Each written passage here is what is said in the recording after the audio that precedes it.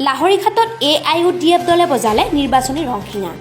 আগন্তুক 2021 বিধানসভা নিৰ্বাচনৰ প্ৰতি লক্ষ্য ৰাখি বিভিন্ন ৰাজনৈতিক দলে ইতিমধ্যে নিৰ্বাচনী তৎপৰতা আৰম্ভ কৰিছে। পিছ পৰি থকা নাই AIUDF দলো। সেয়ে কংগ্ৰেছৰ দখলত থকা লাহৰীঘাট সমষ্টি নিজৰ দখললৈ অনাৰ বাবে উঠি পৰি লাগিছে AIUDF দলে। সেই উদ্দেশ্যেৰে আজি লাহৰীঘাট বিধানসভা সমষ্টিৰ তিনিচুকীয়াত AIUDF দলৰ এখন যোগদান ও কৰ্মী সভা অনুষ্ঠিত হয়। উক্ত সভাত উপস্থিত থাকে AIUDFৰ কেন্দ্ৰীয় নেতা চম্পক কলিতা, লাহৰীঘাট সমষ্টিৰ প্ৰাৰ্থিত প্ৰতাশী ছিদ্দিক আহমেদৰ উপৰি বহুদলীয় নেতাকৰ্মী। সভাখনত প্ৰায় 5 শতাধিক কংগ্ৰেছ কৰ্মীয়ে AIUDF দলত যোগদান কৰে।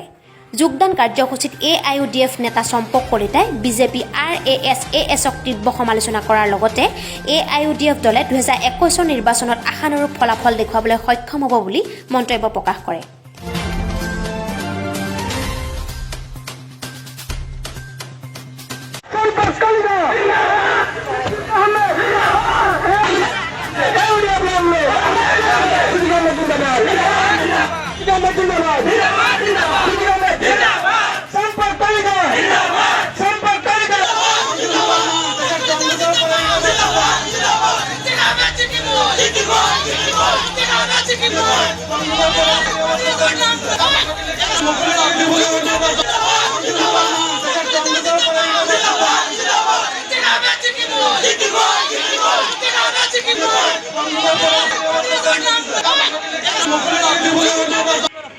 লগতে এখন পুৰণ জাপ কৰি আলোচনা জনাব আবুল বাছাৰ সাহেবে, সাদিকুল ইসলাম সাহেবে,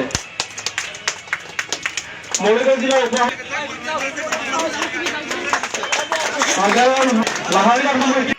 কংগ্ৰেছে যদি আনুষ্ঠানিকভাৱে ৰকিবুল হুছেইন ডাঙৰীয়াৰ বক্তব্যক খণ্ডন নকৰে আৰু ৰকিবুল হুছেইন ডাঙৰীয়াৰ বক্তব্য যদি কংগ্ৰেছৰ বক্তব্য হয় তেতিয়াহ'লে ই দুৰ্ভাগ্যজনক হ'ব আৰু আমি ভাবিবলৈ বাধ্য হ'ম তোমালোকে 2019ত যেনেকে AIUDFক বিশ্বাসঘাতকতা কৰি বিজেপিক চিট উপহাৰ দিছা, ঠিক তেনেকে এই কংগ্ৰেছ দলে 2021 চনকো AIUDFক বিশ্বাসঘাতকতা কৰি বিজেপিক অসম উপহাৰ দিবলৈ কিবা এটা নিশ্চয় ষড়যন্ত্ৰ কৰিছে। আৰু এনেকৈ যদি হয় অসমৰ ৰাইজে কংগ্ৰেছক কেতিয়াও ক্ষমা নকৰে। আৰু আজি তেওঁ কৈছে কি আমি যমুনামুখ সমষ্টিত আমি 5 বাৰ নিৰ্বাচন জিকিছো। আপোনালোকে নিশ্চয় ভাবিছে AIUDFৰ জন্ম হৈছে 15 বছৰ, 5 বাৰ কেনেকে নিৰ্বাচন জয়ী হ'ল। আমি যমুনামুখ সমষ্টিত 3 বাৰ সাধাৰণ নিৰ্বাচনত জয়ী হৈছো আৰু 2 বাৰ উপ নিৰ্বাচনত জয় হৈছো। কংগ্ৰেছৰ চৰকাৰ থকাৰ পিছতো আমি যমুনামুখ উপ নিৰ্বাচনত সিৰাজউদ্দিন আজমল ডাঙৰীয়া জয়ী হৈছে আৰু সেই জেগাত যদি কৈছে ৰকিবুল হুছেইন ডাঙৰীয়াই কংগ্ৰেছৰ প্ৰাৰ্থিত্ব দিম, তেতিয়াহ'লে ৰকিবুল হুছেইন ডাঙৰীয়া আপোনালোকেতো চৰকাৰ থাকোঁতে আমাক যমুনামুখত একো কৰিব নোৱাৰিলে, আপুনি আপোনাৰ চামগুৰি চিন্তা কৰক আগতে, তাৰপিছত যমুনামুখ চিন্তা কৰিব। এতিয়া আপোনালোকে নাম কেইটামান কম মনত ৰাখিব। ভুৱনেশ্বৰ কলিতাৰ নাম শুনিছেনে নাই? তেওঁ অসম প্ৰদেশ কংগ্ৰেছ কমিটিৰ সভাপতি আছিল নে নাই? ৰাজ্যসভাৰ MP আছিল নে নাই? 19ত মঙলদৈ চিটৰ পৰা লোকসভা কংগ্ৰেছৰ চিটত প্ৰতিদ্বন্দ্বিতা কৰিছিল নে নাই? এতিয়া তেখেত ক'ত? ভুৱনেশ্বৰ কলিতা ক'ত আছে? বিজেপিত আছে নে নাই? হিমন্ত বিশ্ব শৰ্মা নাম শুনিছেনে নাই? তেখেত কংগ্ৰেছত 15 বছৰ 12 বছৰ মন্ত্ৰী আছিল নে নাই? এতিয়া ক'ত? পীয়ুষ হাজৰিকাৰ নাম শুনিছেনে নাই? এতিয়া ক'ত?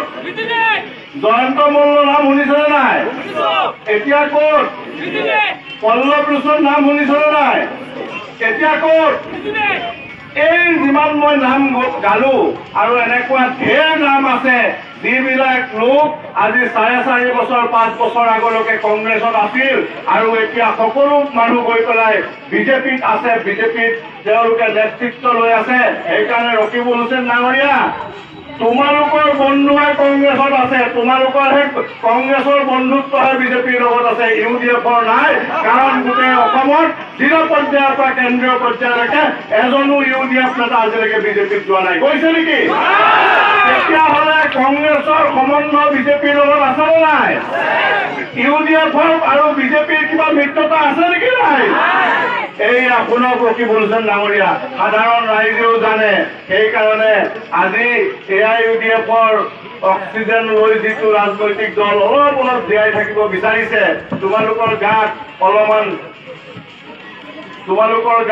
অলপমান শক্তি অহা যেন পায়। তোমালোকে যিটো তোমালোকৰ চৰিত্ৰ দেখুৱাবলৈ আৰম্ভ কৰিছা, অসমৰ ৰাইজে কেতিয়াও তোমালোকক ক্ষমা নকৰে আৰু তোমালোক গছৰ তলত আহি যাবা। সরকার আছে মনমোহন সিংয়ের নেতৃত্বত, আজি অহমদ তরুণ গগৈর নেতৃত্বত কংগ্রেস সরকার আছে, ওয়ার্ড মেম্বারের আরম্ভ করে দিল্লি লেখা কংগ্রেসের সরকার আছে। যদি ইচ্ছা থাকিলে হয় আজি এই ব্রহ্মপুত্রের গড়াকৰণীয়া প্ৰতিৰোধ কৰে আজি মানুষ চৰ্যক বহাবা কৰা চিন্তা কৰি আছে আৰু আমি লাহৰীঘাট বাহিৰ আহিছে কেইবাৰৰ তলত থাকিব লগা হৈছে। এই কথা বাৰ্তাবোৰ আমি চিন্তা চৰ্চা কৰিব লাগে। তেওঁলোকে এই কথা বাৰ্তাবোৰ নকয়, তেওঁলোকে সমালোচনাত আহি মানুহক বিভিন্ন ধৰণে বিভ্ৰান্ত কৰি ইমানখিনি লোক সভাত যোগদান কৰিছে আৰু কংগ্ৰেছৰ পৰা আহি পেলাই AIUDFত যোগদান কৰিছে আৰু প্ৰত্যক্ষটো প্ৰমাণ নালাগে। আজি ইয়াত সভাত যিখিনি লোকৰ আছে তেওঁলোকৰ যিটো শাৰীৰিক ভাষা, যিটো মনোবল, সেইটোৱে আজি এইটো নিশ্চিত কৰিলে যে AIUDF দলৰ 2021 লাহৰীঘাটটো আমি AIUDFত দখলত অহাটো একদম নিশ্চিত। AIUDF আৰু কংগ্ৰেছৰ এটা মিত্ৰতা আলোচনা চলি আছে, কি ক'ব? এইটো আলোচনা এটা AIUDF আৰু কংগ্ৰেছৰ মিত্ৰতা নহয়, এইটো এটা মহাগঠবন্ধনৰ এটা আলোচনা চলি আছে। এইটো আলোচনা পৰ্যায়ত আছে এতিয়া।